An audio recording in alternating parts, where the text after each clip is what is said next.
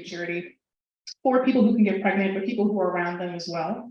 And I think about that with the Ruff sisters too, right? Without this consent, and Sally Hemings, right? Without consent, this type of futurity or their ability to imagine or dream differently is taken from them, right? And that's why I love both of your work, because you're offering the imaginary as also a space that we can find, as you said, Sarah, right? A site of kind of this radicalism, or this a site of liberation, or maybe or of freedom in general. I'm wondering though, what other ways you think that your work does or undoes these versions of reproductive justice, right? So, Sarah, you mentioned like these other versions of reproductive justice or reproductive labor. What is your work also illuminating for us, right? That you think that those other discussions are missing? Oh, okay. I will go. So I will say something, and then I what you going to say, but so one thing I would say is that I spend a lot of time trying to think through a couple of aspects about the contemporary reproductive justice movement that I find both incredibly useful and that I also kind of want to think more about. And one of those is, this kind of constant debate about reproductive, or maybe not even a debate anymore, about reproductive justice as a framework versus reproductive freedom as a framework. And there is a real part of me that is very, 70s Carassa style, like committed to this language of reproductive freedom. Not because I don't have mad respect and passion for the work that reproductive justice warriors have done in the US and transnationally over the last, 50 years, 40 years, 50 years, but because I truly do believe that two things. One, that we will always hit limits as long as we tie our notion of freedom and justice to the model of human rights, at least as long as we're talking about Black folk. I mean, I spend a lot of time in my work trying to point to the limits of the model of the human for thinking about Black reproductivity, and how it has always been this kind of snare and trap that, because Blackness is in and of itself something that exists as an at the limit of the human, that as long as we're seeking to appeal to a model of human rights, we're already in a bit of a logical and philosophical cul-de-sac, right? Like where Black humanity is always, in fact, the crisis, right? It's the contradiction. It's not something that is taken for granted. And so when we have to claim the category of the human in order to imagine that we have access to certain kinds of justice for rights, we will always hit a limit. And I do think that we sometimes give up on freedom as a model a little bit quickly. I think, I absolutely understand the ways in which freedom has often operated as, a liberal enlightenment framework that traps us into this notion of rights. But I do believe that when we think about the possibility of freedom as a collective practice and work of self-legislation and the expression of desire, that what it allows us to do is something that exceeds the frameworks of any kind of rights, whether human rights or civil rights. And I think one of the things that it also allows us to do is to think about coercion in a broader sense. I mean, I think about civil, for example, in Take My Hand, and how even as you articulate this narrative of choice being so important in that novel, Dolen, we also see how for civil, an abortion was a violent experience, that it came out of a kind of coercion because it was the only way she could imagine being a successful Black professional woman was to not have this child. And it traumatizes her. And so, I think that when we can think about freedom as a kind of collective practice, as a kind of collective work that is not always sustainable, but is always something we can work towards as a future, then it also allows us to think beyond rights, to think about all the kinds of social dynamics that we have to continue to try to unpack. What it's worth. See, this is why I like being around academics, because I learned so much. I'm sitting here thinking about the limits of the human. I mean, and this is something I know you work on too, Dr. Collins. I feel very much like academics are ahead of the rest of us in terms of thinking about these things. The rest of us are still wrapped. And when I say the rest of us, I'm obviously not including myself because I'm sort of part of the privileged class here, right? I work at AU, but when I say the rest, I mean, the masses of Americans are still wading through the notion that abortion is tied to all of those issues that you've named, right? And I think one of the reckonings that is happening right now among women is understanding that the termination of a pregnancy is connected to all of these other things. I think a lot of women never considered that. I mean, there's a lot of people out there that have never heard the term reproductive justice. They're just learning it for the first time. And so I think one of the things that I've been thinking about in terms of sort of the realm of the imagination is how we can expand people's thoughts about this. Someone wrote on one of the websites, I think it was Goodreads, one of the questions someone asked, they said, is Dolen's book pro-choice or not?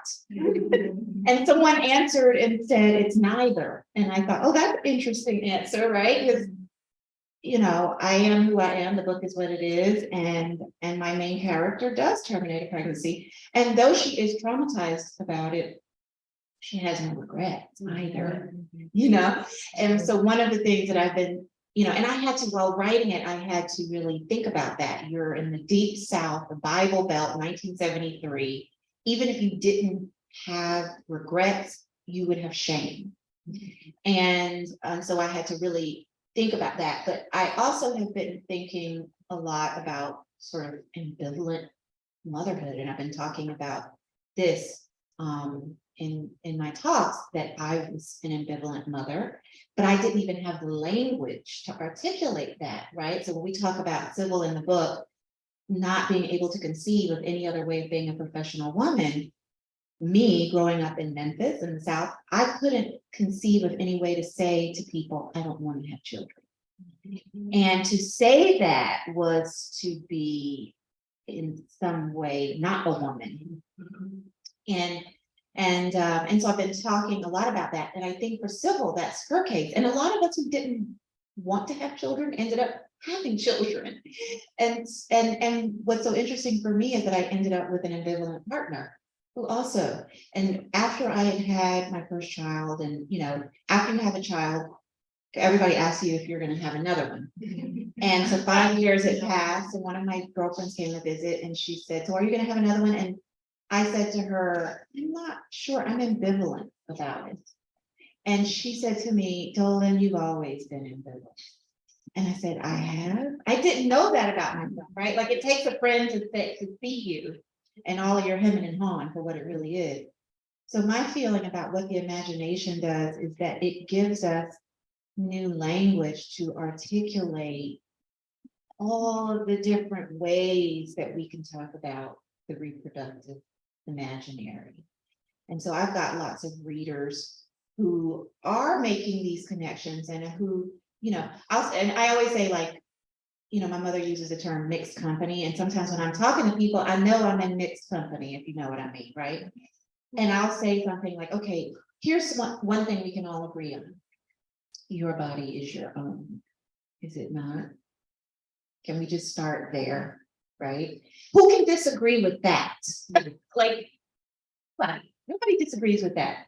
And so if we start there, then we can actually have a conversation. And I feel like so many of the media, I mean, we still, even though we voted and we said what was important to us, just like you said, so many of the media outlets are still afraid to talk about this subject. I was told in a meeting today that some of the national book clubs, I won't say who, y'all know who, outright said that they did not want to deal with a book that had abortion in it, abortion as a topic.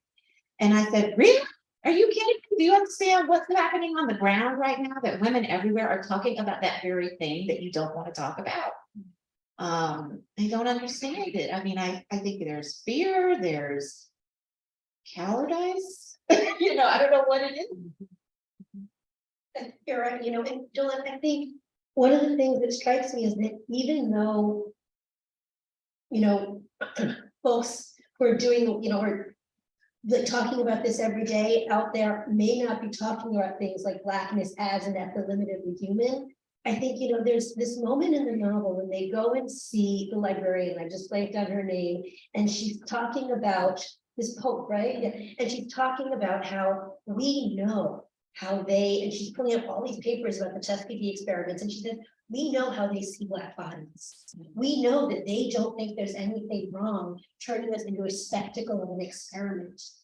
And they're all, and they're young, right? I mean, they're fresh out of college.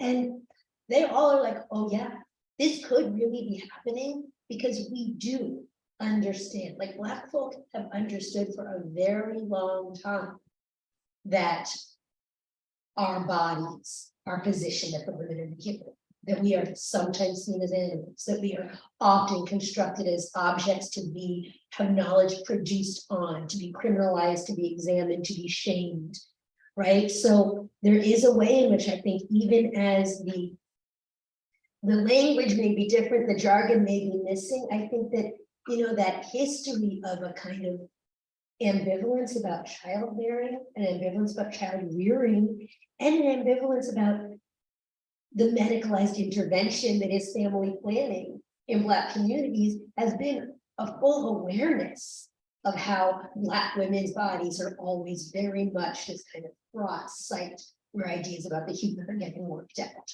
Right, where the ideas about whether we actually have the right to our body or not, or own our body or not, are getting worked out, right? Like we know when the government ladies come, right? That it's not because they care about the bodies, right? It's because they care about the populations.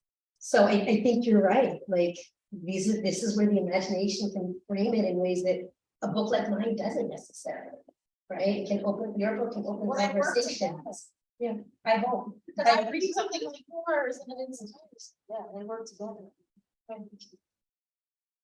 Dolen, can you talk a little bit about what it feels like to be activated as a writer, writing from all these different perspectives? I mean, so you're talking about ambivalent motherhood, which I think for Black motherhood, it's often a side of scrutiny and degradation, or Black mothers are held up. Oh, she's the mammy, she's the epitome of motherhood, right, for many generations. But I love when you're talking about ambivalent motherhood. Is it somewhere in the novel, and what did that feel like for you to write it as someone who's a self-identified ambivalent mother? I'm sharing my here. It's like sharing a toy. You know, it's interesting because when I talk about it at book events, people come up to me all the time saying they were also an ambivalent parent, or they've just had a very tough conversation with their partner about this very topic, that they don't want children. And I thought, wow, we need to be talking about this more, all of us, right? All genders. And so I think that, you know, my answer to that question is, you know, with Sybil, some people ask me, they say, you know, she, and I don't want to like be a plot spoiler here, this isn't a big plot spoiler, but you know, she doesn't have children. She doesn't have biological children. Why is that? Why did you deny her? Right? Like you denied her this. She punishes herself her whole life and never has biological children. And I thought, why is that seen as a point of denial that, you know, I constructed this character that didn't want children, right? And so I think that one of the things that we have to talk about when we talk about, you know, you mentioned earlier when we talk about the reproductive is desire, right? The desire to reproduce and the lack of the desire to reproduce, whether it be reproducing children, whether it be reproducing art, whether it be reproducing anything, right? That we are not defined by that desire or lack thereof, right? That we are defined by so much more, but we are still living in a society that imposes that on us. Why aren't you? And it's not even just, when we think about the popularity of productivity, even, right? That we all are expected in this capitalist society to be hyper productive. What does that even mean? I think about sometimes. Am I not producing by just being, producing air when I breathe, you know? And but no, I have to constantly be creating and doing something to be seen as human. That's a problem.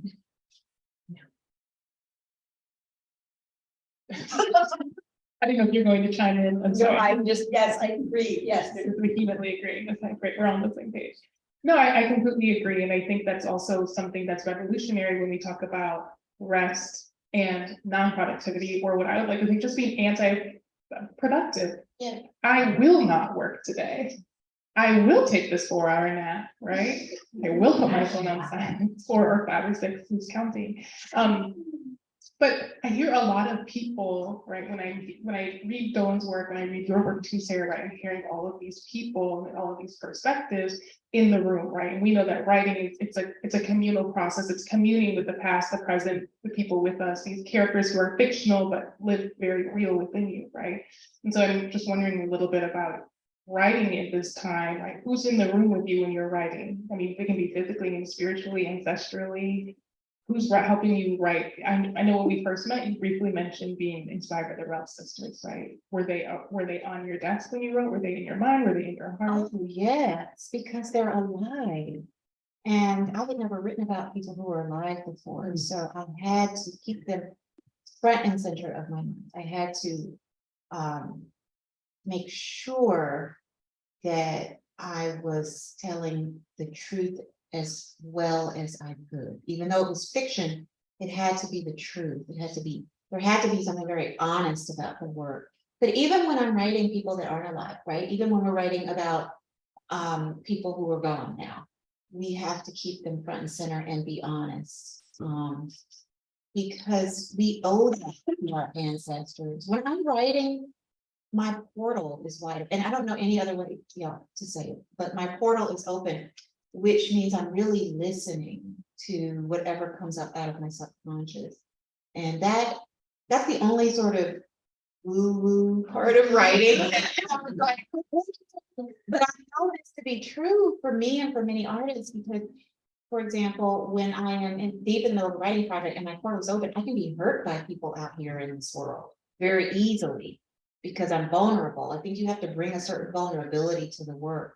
I think that's the same for scholars, wouldn't you say? Oh, yeah. Yeah, I think it's funny. I think it's funny because I think scholars, we like to act like our writing is the life of the mind. We all talk about it as the life of the mind, as if like when we're writing our books, because like there's a lot of citations and like paper that somehow like it's from here up, which is, I don't know, maybe there are people from that, it's their experience. That is not my experience. I am a deeply embodied and emotional writer, and it is a creative process, and it is an incredibly vulnerable process. I think, so what I would say is, but one thing So what I would say for me, I would say there's a lot of different people who were in the room for me when I was writing this book in particular. And one is that for me, I say at the end of the introduction that part of the reason that this book is a book about fiction, which it was never supposed to be, it was never supposed to be a literature book, is that as I began to try to think through Black feminist politics, I kept going back to where I learned my Black feminist politics. And I learned my Black feminist politics from Black women and femme writers. I learned my Black feminist politics from Audre Lorde. I learned my Black 80s. Yeah, exactly. Yes. I learned my Black feminist politics from June Jordan's poetry. I learned my Black feminist politics from being 15 and in bed with the flu and bored out of my mind, my mother giving me Beloved and being like, why don't you read this to keep you occupied today? And being like, oh my God, now I'm never gonna get out of bed again. I learned it from Alice Walker. I learned it from that moment when the truth of Black feminist politics was happening in literary form. And that is where the honesty was. That is where the truth was. That is where I saw for the first time the politics that I didn't have words for being put into words. And I learned how to write about Black women's writing from that first generation of Black women literary critics, from Barbara Christian, from Nellie McKay, from Deborah McDowell. And for those of you who know the field of Black feminist criticism, you'll notice that every single person I'm citing is dead, has passed. And so one of the things, my partner's Erin could tell you is that as I was writing this as a dissertation, I would keep like finding out that the Black feminist scholars and the Black women writers that I was writing about were passing away, were crossing over. And that Many by of them at an early early, age. Claudia Tate was 54. As I was writing about sort of her idea about Black domesticity, 54 years old. You know, even the other women of color, Laura Merrill committed suicide while I was working on this book. I mean, it was this kind of constant recognition that, you know, as Barbara Christian, the late Barbara Christian, who also passed while I was working on this, said, you know, we write to save our own lives and the lives of those we care about. And so all of those people were in the room with me. I did see this as a reproductive project in and of itself, of writing to save my life, or writing to save the lives of other Black women. I also, you know, I wrote this book just, you know, since we speak about these things, I wrote this book over the course of 5 years when I was actually desperately trying to become a parent and trying to become a mother, and had 4 pregnancies, 4 losses, you know, 3 close encounters with death, and literally walked through that moment where I was like, oh, by the time I hit the end, I was like, I am the statistic about Black maternal and infant mortality parenting. I am like the Black parenting mortality and morbidity statistic. I am the person who was bleeding out outside the operating room while they thought I wasn't in enough pain to really need surgery for a ruptured pregnancy. You know, so for me, writing this book was an incredibly intense embodied experience, because I was sitting here writing about reproductive violence and Black women's reproductive violence as I was going through it, and increasingly thinking about how it was in this creative work that I found the space to explain what I couldn't even figure out how to explain to people I saw on the street, what I sure as hell couldn't explain to my doctors. And so it was both an incredibly painful, but also a really healing experience to reproduce something else. Oh, do you need this? I keep bringing my mic. Thank you so much for sharing that and sharing that with us. You both are bringing up this idea, kind of like the reproductivity of just who you're writing with, or all of these different ways you're naming, like these ancestors, scholars, right, that come before you. What do reproductive politics look like for that type of reproductivity, right? What are the politics of, okay, someone comes into me, comes in through my portal, I need to honor them. What does that honoring process look like? What are your kind of, what's your code of ethics with that type of reproductive politics? I definitely have an ethical framework. I think it's hard to describe other than to say, you know, I center Black women. I center Black women's experiences. I wrestled, for example, with one part of my story, which was based on what actually happened, which was that the lawyer who represented the royal family was a Jewish white man. And in the early days, I thought, oh, I'm going to make my lawyer Black. Because I don't want to write a white savior narrative, you know? And, you know, I played around with it. And then I went to Montgomery and I met Joe Levin, the real lawyer who had argued not just this case, but so many cases, civil rights cases over the years. And I thought, I cannot dishonor the legacy of Black and Jewish collaboration in the civil rights movement. I just cannot do that. And so then what I just, you know, long story short, what I decided to do was to use this sort of literary device where my narrator could sort of, in the book, she's saying it to her daughter, but really she's saying it to the audience. She says, I know you think this is a white savior narrative, but let me tell you, all of us came in here with baggage and all of us left with baggage, you know? And so I just wanted to address it because I had read so many white savior narratives that just don't even address it. And they just take it as, you know, gospel. And so part of what I'm doing when I'm honoring these souls is that I'm also centering Black women, centering Black experience. And even when I'm not, I am, if that makes sense, right? So I wanted to include my character, Lou Feldman, a Jewish lawyer who's very influenced by the Holocaust and what has happened to his family, because that was Joe Levin's story. And I adore Joe Levin, honestly. But at the same time, I wasn't writing a book about Joe. Does that make sense? I mean, I was, but I wasn't. He thought I was. He was like, when I had my first book signing in Montgomery, he was signing the books Lou Feldman, which is the character's name. He was getting a kick out of that. But but he could write his own book. And he can, he's still sharp as a tack, and he remembers everything, and he can. So that's for me what it means to honor them, is to center Black women in the middle. I love that. Okay, and I have to say, there's that moment. So when Lou and Sybil are having coffee, having breakfast again at the very end, when she's coming back through on her, traveling tour, and she realizes that she remembers all of it, that she can't let bits of it go. And then Lou is like, oh, I remember a scrap here, I have a bit here, I have a little bit there. I think it's such a brilliant moment, because it makes clear why this has to be Sybil's narrative, and this can't be Lou's narrative, because Lou has the privilege, right? Even as he comes to this sort of deep kind of catharsis, he has the privilege of only remembering bits and pieces, whereas Sybil, it fully embodies her. Like, she cannot let any of it go.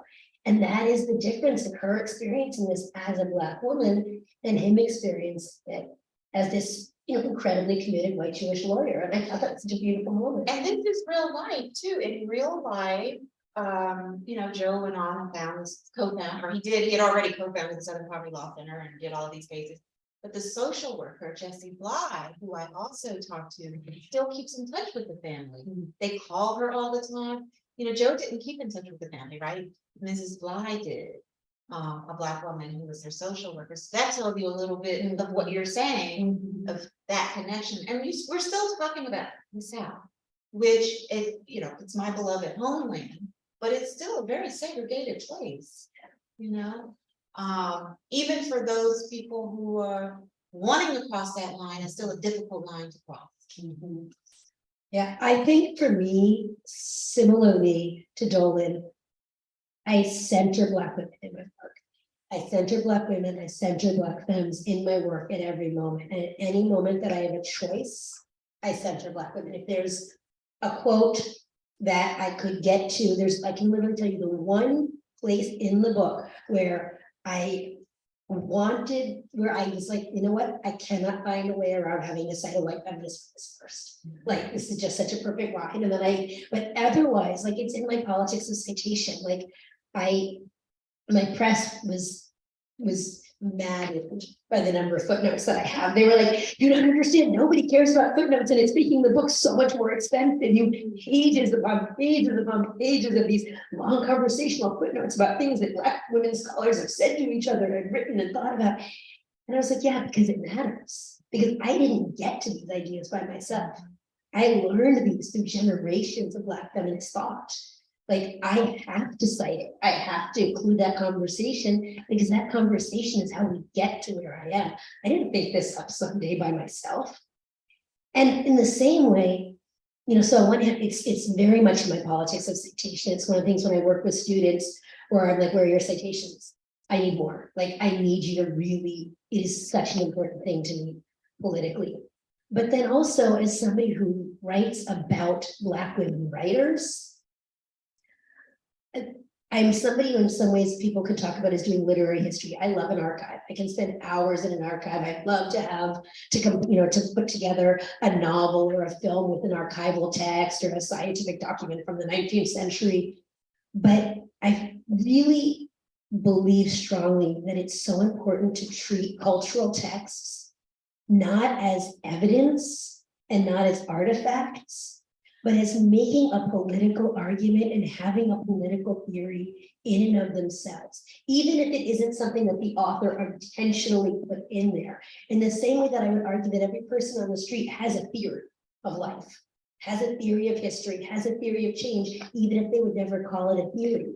I believe that Black women's cultural work, and again, I take this from Barbara Christian in many ways, has a theory to it.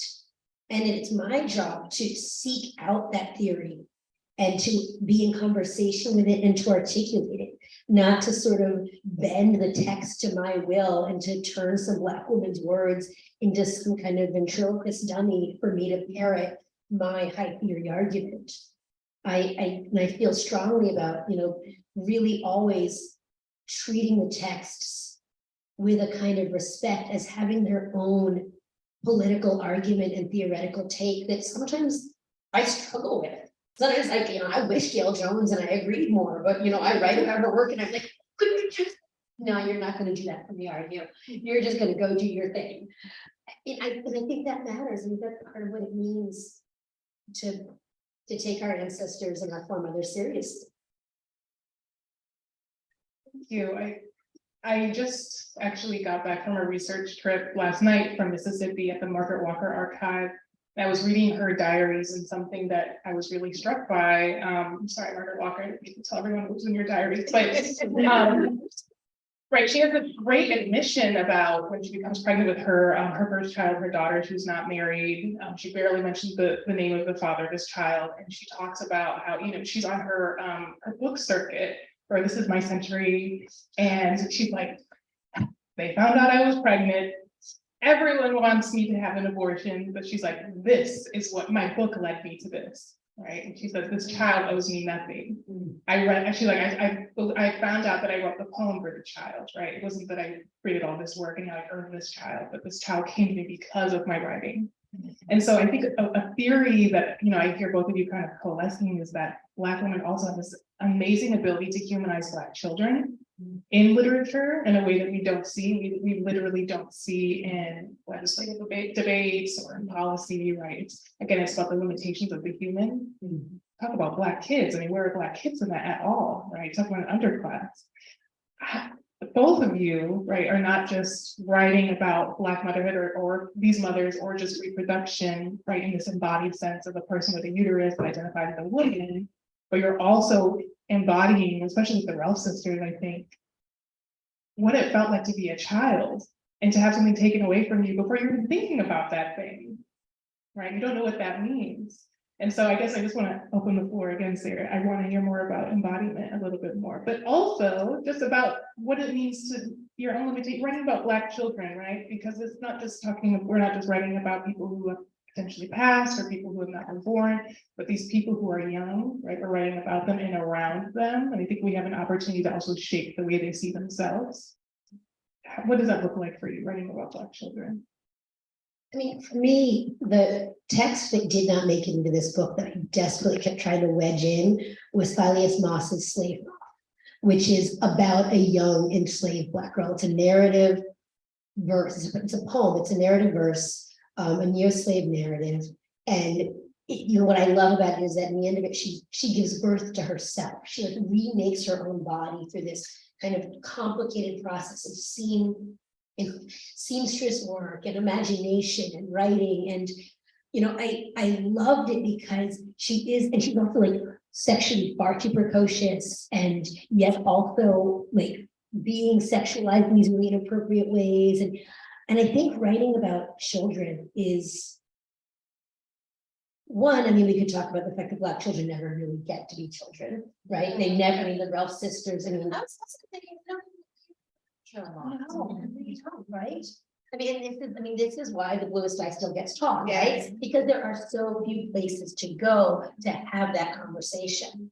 But I think one of the things, moving out of the literary for a second, that one to remember is that the early reproductive justice movement, that reproductive freedom movement, that kind of Carassa period, that radical reproductive freedom movement from the late 70s, early 80s, was so explicit about the fact that what it meant to talk about women's rights, and they did call it women's rights then, right? But what it meant to talk about women's rights was to talk about children's rights. And that anything that was about reproductive justice was actually one of the only movements that was thinking about what children needed and deserved to have to be functional and alive and healthy. And so, I mean, I think it is only it is like the feminist movement, particularly the woman of color feminist movement, was the first movement that really took seriously that children need to be part of a political movement for freedom and autonomy. But you know, I think it's absolutely like amazing, I think, in your work, Dolen. I want to hear what you have to say, because I think that the way that you talk about India and Erica in this book and how you never allow them to become just victims is so incredibly powerful. I wonder, how did you work through that process?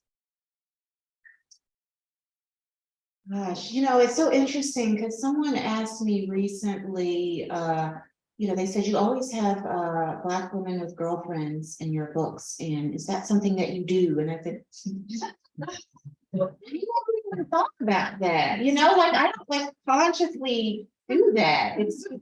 I can't even imagine. Like I can't imagine my life without my girlfriends. It's like what? So then, of course, it's in my book, because who would I be and who would my character be if they didn't have a friend? I don't understand that. You know, it was hard for me to even conceive of how to answer that question. So with India and Erica, I feel like, and it's so interesting to hear this because I hadn't thought about the fact that Black children are not represented very often in literature, and I wonder about that. I think for me, and I think probably for everybody in this room, I see Black children as children. They're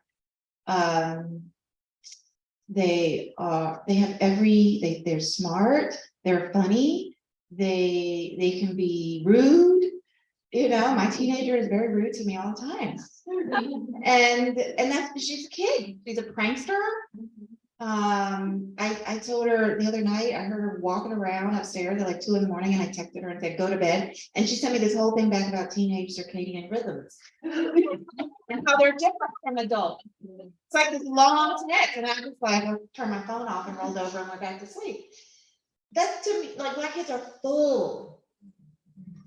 And so it wasn't difficult to write India and Erica and to see them as full.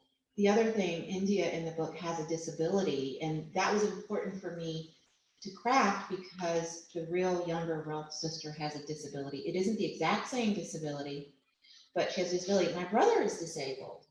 And so, but my brother is married to a woman who is retired as a kindergarten teacher, and she had a disabled brother. So just like me, she sees disabled people as just people, and she married my brother, you know, and it's beautiful. And they're still, they just sent me a text today with a new car they bought, a new used car, and they're so happy about it. But like, she's so caring. Like I'll hear her sometimes whisper to him, okay, honey, you gotta go wash your hands because we're gonna have to, you know, he's disabled, and he does it, and she doesn't shame him, and she loves him, and she knows how to handle it. So for me, that it was really important that my book not cure India's disability or make any attempt to do that. To, you know, there was no, I wanted her to be functional. She goes to the special school in the book to just sort of help her be functional in the same way that my brother went to a special school, but never is in an attempt to sort of erase her disability, right? So I just wish that more writers would depict Black children just in their fullness, because I think it's really important. I mean, we talked about that imaginary at the beginning and how we can expand the imaginary through art and through our work and through our writing. But if you're not representing that very thing, Black children as children, you know, in real life, I don't have a lot of details about like the Ralph sisters, but I thought one day I was working on a manuscript and I thought, these girls aren't sexually active. One of them hasn't even started her cycle yet. I don't know if that's true in real life, but it occurred to me, and I bet you it was true in real life. I didn't even need to ask them that, to know in my gut and in my heart that it was likely that no one even asked those girls if they were sexually active, and no one even asked them if they had started their cycle. That it was possible that they had been put on Depo-Provera without very basic questions being asked. That was very, very possible in my mind, and probably likely. You know what I mean? In the way that Black girls are sexualized very early. I also in my book made them 11 and 13. In real life, they were 12 and 14. I wanted them a year younger just to further emphasize that they were children. I didn't want anybody reading it and saying, well, 14, you know. No, I wanted them to be a little bit younger than that so that I could just further emphasize, like, these were children and they were violated. And you need to understand and you need to feel that, you know. So yeah, I think that's a really good question. I'm gonna be thinking about that. It's a great question. Yeah. Lily, I just want to check on time. How are we? We're good for any more questions? Okay, great. I guess this is a good closing question. So, you know, a key word that we're engaging with tonight, and then also in the title of your book, Sarah, is afterlife, right? And so I'm wondering, like to hear from both of you, what you think, what is the afterlife of your book, right?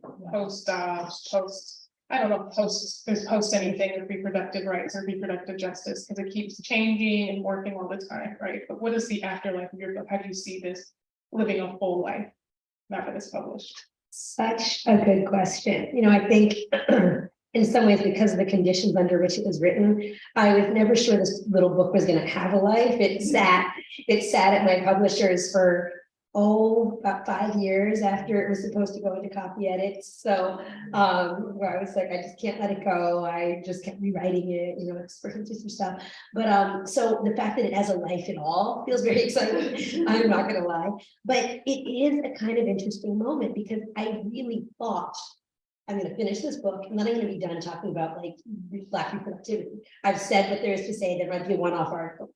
And then this happened, right? This moment happened and I can't stop thinking about it. I can't stop writing about it. You know, I just finished an article for Women's Studies Quarterly thinking about like sort of Black reproductivity and how it allows us to rethink this current moment and the desire to still focus on these sort of presumed white, presumed innocent abortion seekers, right? The women who have children who aren't, you know, medically viable for life, or the 10-year-old girl, or the woman who has the ruptured ectopic pregnancy, who the surgeon won't operate on, like this desire to create these like racially transparent, presumed white victims of these kinds of crises, these reproductive crises, in ways that evacuate any real conversation about the fact that the primary seekers of abortion are low-income women of color and predominantly and disproportionately poor Black women. And that the primary violence that they're going to experience at the hands of the state is not going to be some doctor not being allowed to operate on their ectopic pregnancy or their placental hemorrhage or their, you know, uterine sepsis. Those are all very real, serious forms of violence, but it's going to be the constant surveillance by the state when they go in for TANF, or when they seek out food stamps, or when they need to register their kid for school and their kids, you know, isn't as clean as they would like them to be because they have more kids and they have time to shower in the morning because they can't get a fucking, an abortion, right? Like it's going to be people who are positioned in places of economic, housing, and food insecurity because they can no longer access basic forms of abortion. It's going to be Black women who are being told once again that they do not have the right to bodily autonomy in the most basic ways in 20 odd states in the US on a day-to-day quotidian basis. And that the desire to focus on these sort of spectacles of largely white, presumed innocent reproductive crisis speaks again to all the things that I was trying to think through in this book about how Black folk are never allowed bodily autonomy, are always dispossessed of bodily control. Their relationship to their children is always presumed to be one that can be mediated by capital and the state. And that the kinds of quotidian management of Black life and the production of Black social death are constantly happening alongside each other. And so I thought the book was done. And now I'm realizing that there's a lot more thinking about what if you really believe, as I do, that thinking about Black reproductivity helps us understand broader politics of Black freedom and unfreedom, then now is a moment to really apply that.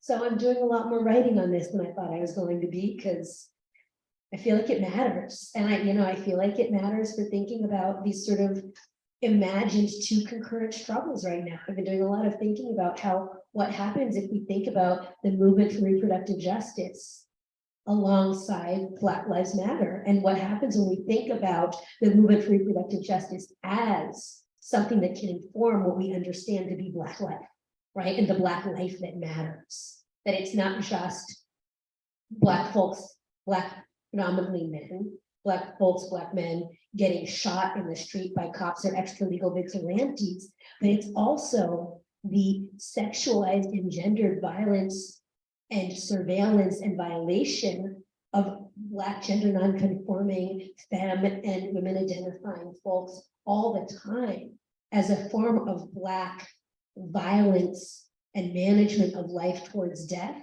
that needs to be engaged both in reproductive justice movements, but also in the Black Lives Matter movement, in the way that folks like Andrea Ritchie and Kimberly Crenshaw have pushed for, and that is still not fully been taken up, in the popular conversations, right? We still tend to be more likely to march in the streets over a young Black man who's been shot than over any of those Black women who were raped by, police officer Daniel Ravenscroft.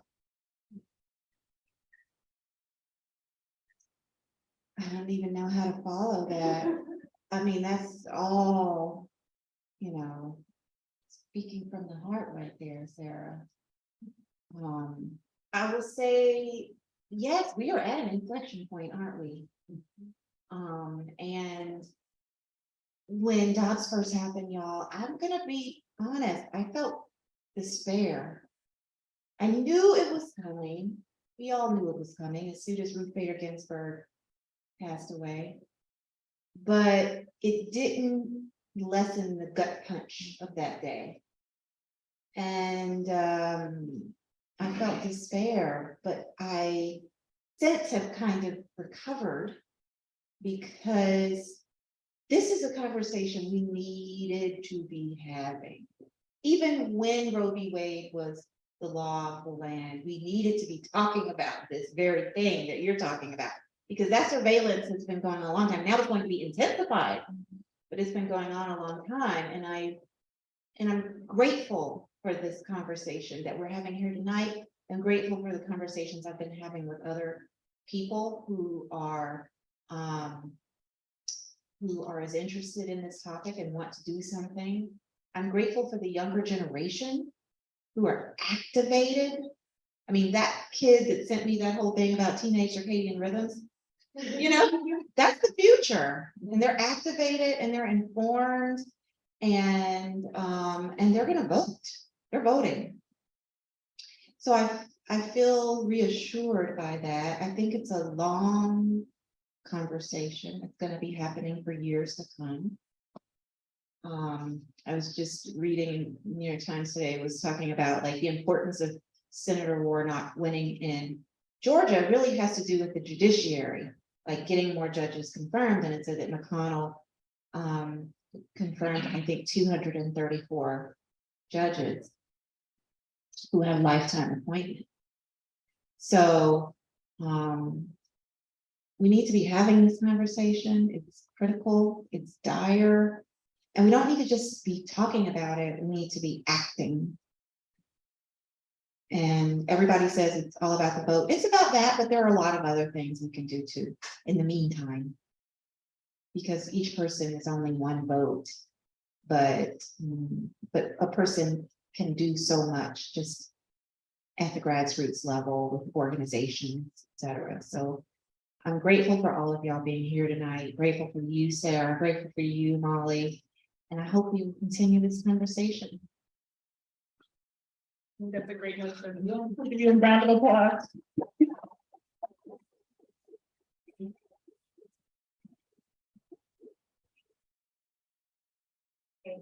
I'm sorry. Thank you. Don't hear me? So we have a little time for some Q and A. So we have around 10-15 minutes for that. And so I'm going to hold some space for folks that are here live. And then Kaylee, I'm going to lean on you to see if folks are having questions through online venue. So if anyone has any questions.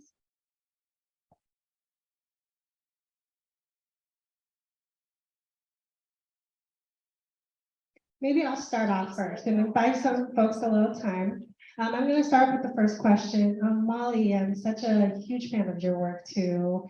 And I wonder if you could kind of place your kind of praxis and theorizing and your own intellectual work and archival work in relationship to the conversation we're already having. I would be so grateful. I was trying to hoist it, the experts over here, but I'll ramble. So I think that in a really cute way, my work sits right in the middle of that sofa, right? So I'm highly fascinated, right? And I'm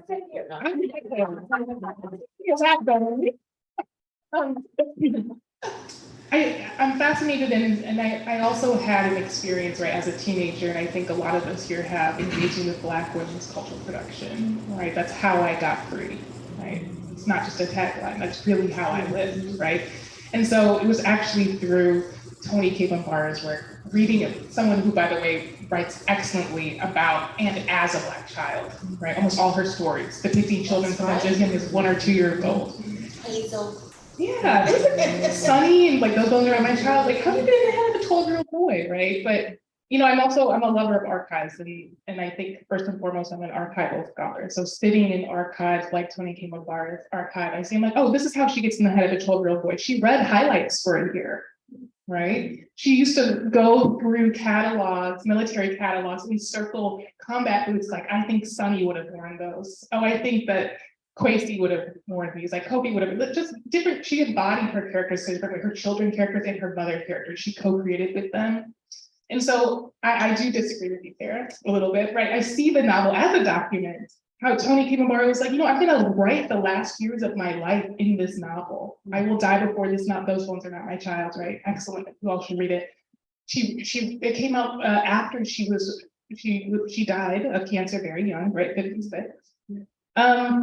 But I think about the novel as a document, and I think of how can we think about these as artifacts, right? Because for so long, Black women's memory work, it has been marginalized. And again, reading Margaret Walker's work when she sued Alex Haley, right, for his work on roots, he said, how can you sue me for something that you think that I took, but it was oral history. How can you steal an oral history, right? But Black women's memory work is oral history, right? And so my work's really occupying that intersection. What do we do with Black women's memory work? And so I turned to literature, right? But I'm also interested in expanding on and abstracting these ideas of reproductive labor. And so when I'm also a doula, as Lily mentioned, and I'm working with really young folks. Lately I've been working with folks ages 10 to 15 with unwanted pregnancies, and I'm seeing a different aspects, right, to the type of futurity I was talking about. So it's not these, when we're having these highbrow debates about abortion, it's like, oh, well, you know, the life of the mother. It's like, actually, this is a child who's just like, when is this pregnancy going to be over so I can go back to school? Or like, I miss chess club. I want to go back to, that's really what's at the stake here, right? People, children deciding how they want to live out their lives. And hopefully if the world's not on fire, they'll have a planet to live it on. But I think that my work is fundamentally just interested in the ways that Black women in general across the 20th century and into the contemporary are just creating a different world for us, and how we constantly are pushing against what they're offering us, even though it's in a poem, right? Even though it's on a Target t-shirt, they're constantly creating these worlds for us. and we're pushing back against it. And that's why I love this work, because it reaffirms to me, it's like, oh, the people are listening, right? I think you two are listening, many people in this room, many people watching and listening, we are listening to them, right? And so ultimately, I think with the work that I do, it's just a listening project. My portal is also open. I'm just writing what other people wanted to write or want me to write for them. I think that's kind of the work as like a scholar activist. Thank you so much. I'm gonna open the floor if anyone has any questions. Hello. Really quick question. I was just kind of perusing through your book, Sarah, and I was really taken by you have a chapter on Sally Hemings, and I was really kind of curious about the term that many of us have seen in terms of historical revisionism and kind of mainstreaming and this kind of woke culture of like how this stuff is now not only in Black studies, but it's now coming into textbook. But as that shift starts happening, a lot of other kinds of erasures are happening. And same thing with Harriet Tubman being on the dollar, you know. So I'm thinking through that and what does that say about kind of the politics that are being surfaced and what is being maybe erased in that, if you have any reflections on that. But if it's taking us somewhere else, then No, and that's actually, Rishi, that's actually what that chapter is all about. It's precisely that conversation. So for me, by the time, thank you. By the time that I became obsessed with Sally Hemings, the DNA results had already come out. And so it was sort of fascinating. It is very much for me one of those chapters that's all about a particular kind of thinking about memory work and thinking about, particularly for me. So the Sally Hemings DNA results come out in 2000. And what is really fascinating is that everyone acts like, oh my God, now we know. And for anyone who has been paying attention, you're like, dude, her son gave an oral history to a journalist in Ohio when he was still alive and was very clear. He told you all of this happened. Other formerly enslaved folks on the Monticello plantation were like, oh yeah, Sally Hemings was Thomas Jefferson's wife. And everyone was like, oh, no. I mean, everybody knew. And yet you have these years and years and years of these white historians and Jeffersonian scholars and defenders of the great man who come up with the most asinine, arcane ways of trying to prove that what we all know to be true is not true. And so one of the places that I really start is with this question of, so what happens when this thing that actually, if we ever listen to Black people and believe that they ever had anything to say and could actually produce knowledge, if we ever believe that Black people could produce knowledge and we believe that, then we would already have known. But now this knowledge has been produced in some kind of verifiable way. So what do we do from here? And what I'm the most interested in is precisely that question of the mainstreaming, is how in that moment, what happens is two things. First, the conversation becomes about how can we fit this into a liberal narrative of like love transcending race, right? Oh, they must have really been lovers, love transcending race, even though she was 14 and even though she was his property, like really still, like we can see how they truly loved each other for years and had 6 children together.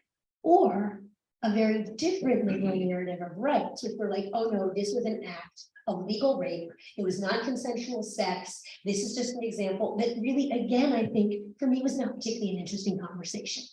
Like when we're stuck in this place where either it's rape or it's like true liberal romantic love, we've actually lost any ability to talk about the capacity for desire and intimacy and cathexis to exist in the context of chattel slavery, which means that we can't really understand the messiness and complexity and true violence of sexualized labor and reproduction in the context of chattel slavery. That it's when we say, where I start is, what if it was love?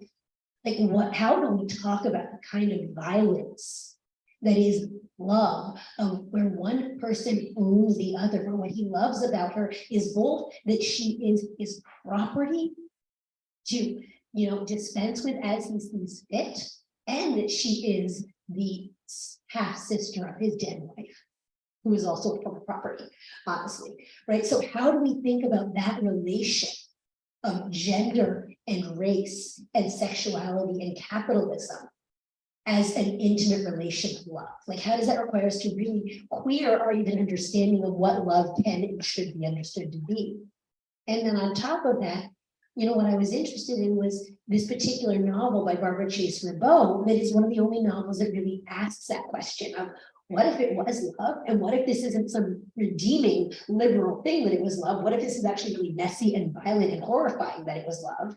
And this novel that originally was dismissed as being, you know, they called it faction, a terrible miscegenation of fact and fiction. And like it became this really intense site where they were working through their miscegenation anxieties about Jefferson through this fear of historical fiction. And then all of a sudden the DNA results come out in this novel that had been both read, but also dismissed for being, you know, for seeking to create a false truth. All of a sudden they were like, oh, well, now it's not true enough.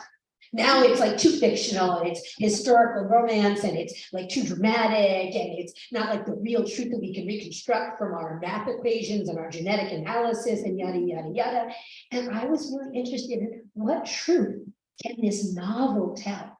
What history can come out of this fiction that still can't come out of all these DNA tests and all these debates about what's buried where on the Monticello grounds? Like, how is there actually a truth of this relationship that comes out in this imagination that exceeds what is coming out in these sort of factual accounts? And in part because it refuses this sort of liberal transcendent narrative of how to posit Sally Hemings and Thomas Jefferson as this sort of liberal first family of transcendent interracial law, right? Which is what has really happened since then.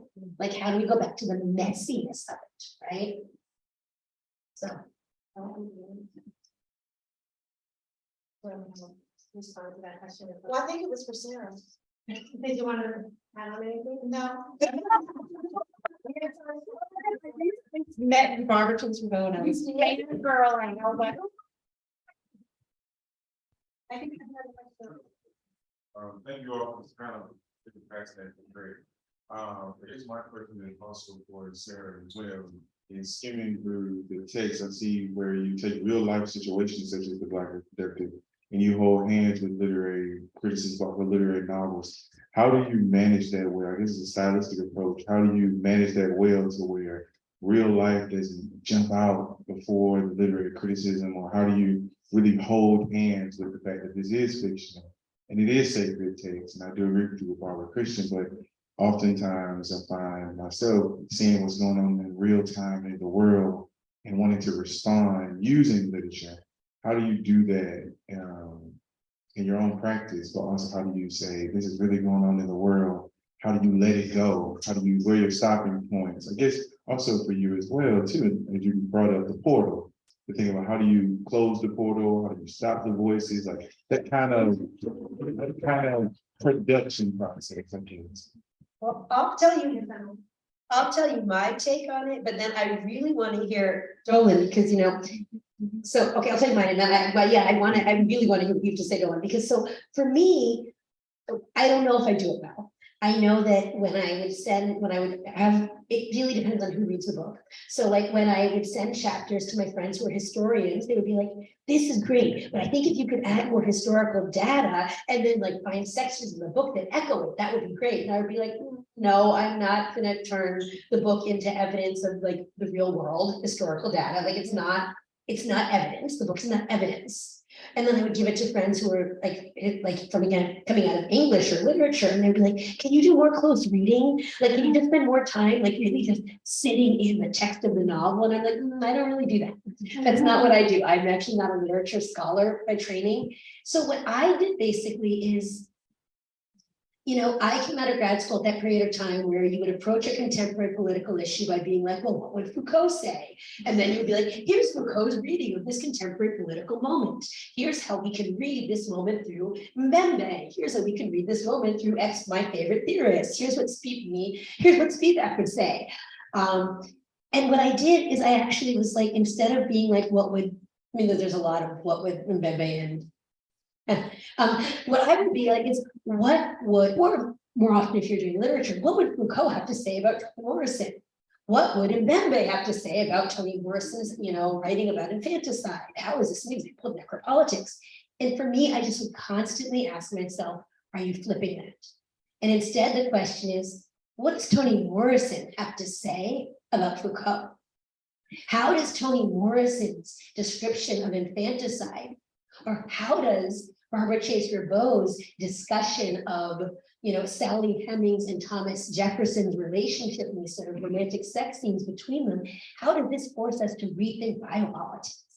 Like how can I read Barbara Chase Ribot as the theorist, offering a framework and commentary for understanding Foucault? How can I imagine, how is Setha in Beloved actually providing the most intense feminist critique of Patterson's refusal to think about gender in the context of social death? So I really take seriously, I made my literary texts my theory, and then everything else I read through them, through their words, through their texts, through their phrases. But so that was how I did it. It sometimes it works, maybe sometimes it doesn't. But Dolen, I am just interested, one of the things so my relationship with Toni Morrison is like your relationship with Toni Cade Bambara. It goes back, obsessed, and it goes back to that flu and my mother and Beloved and yeah. But I, one of the things about Toni Morrison when she's writing Beloved is she's like, I found that small quote when I was doing the Black Book, the encyclopedia, and then I never read another thing about Margaret Garner again because I didn't want it to mess up the book. But you had a very similar situation, but the Ralph sisters were still alive. How did you balance that writing about real people who are still alive, but still having room to write the truth and the honesty that you write in the novel?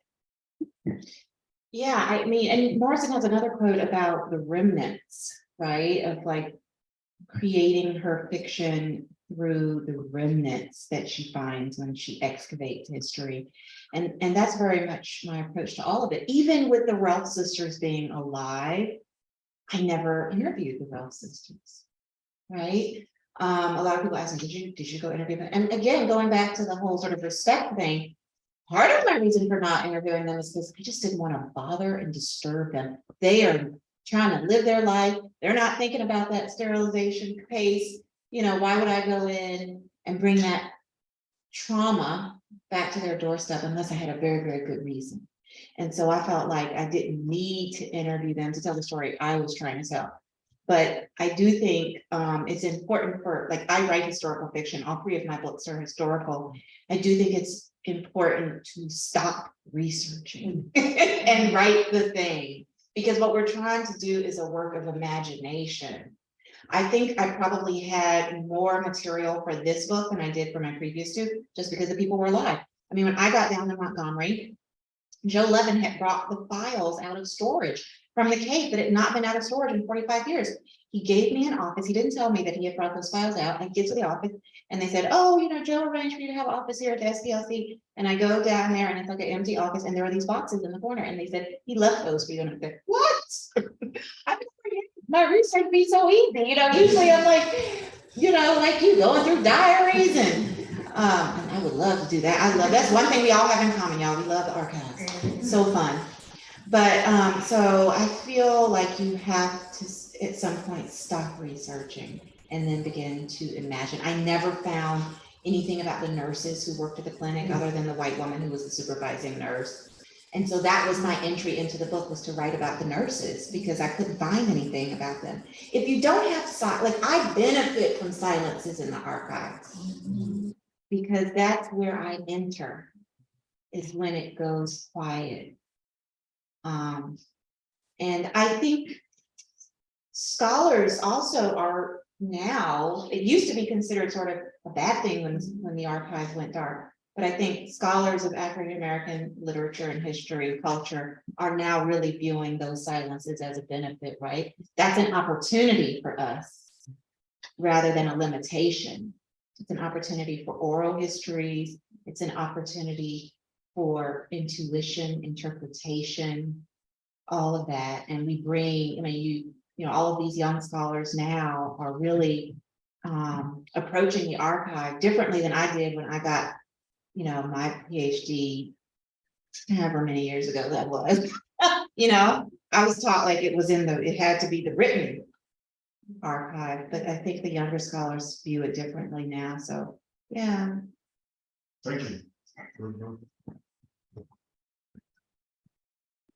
Thank you so much. And I think with that, we are at time. We have time for some book signing. We have folks in person. We have copies of their book in the back if anyone wants to get their book signed. And thank you so much for taking the time and being community and having this conversation, folks online, but also folks in person. Let's give them a round of applause.